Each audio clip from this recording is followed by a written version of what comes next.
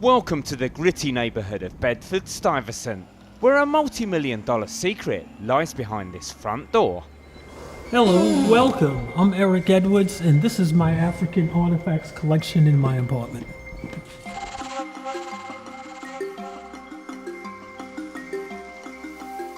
Over 44 years, Eric has crammed statues and one-of-a-kind pieces into every nook and cranny of his property, and estimates his collection is worth $10 million. Well, I have a few expensive pieces.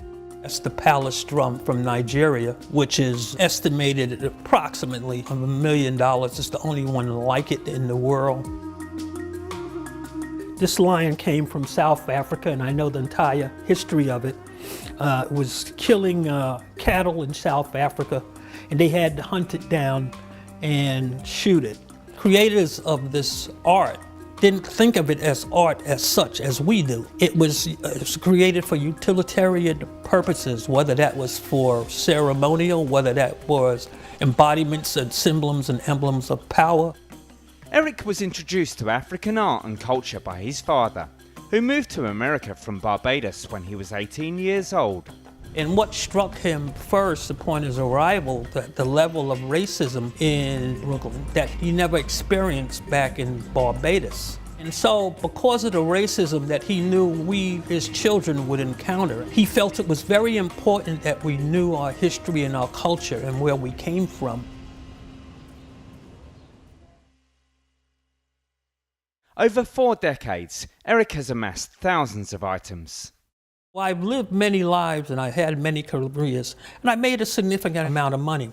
So I went to the auctions and in sales and the galleries, and I used to travel extensively around the world. And I started purchasing pieces when they were truly affordable and started building my collection.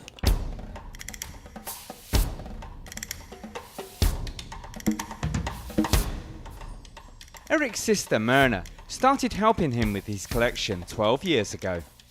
He's always been big on collecting. Since he was a little boy, he was collecting airplanes. He was into that. He collected Lionel trains. As he grew old, I think it's a wonderful collection, and the value of it cannot be overstated. Now, rather than keeping his collection behind closed doors, Eric wants to share his artifacts with the public in the hope of educating people about African culture. I think there's a real need for a museum of African culture because of the fact that the highest concentration of people of African descent in the United States live in Brooklyn.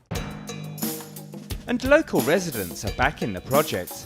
I think people will love it. I think it's going to draw a tremendous crowd, especially with the proper advertisement, and I think it will be something great to do. It'll teach kids more about their culture and, where they come from. It'll bring back culture, black culture, back to the neighborhood. This is 44 years, certainly, of my life and the lives of some other very important people in the community. I don't think that there is enough pride in African heritage in America.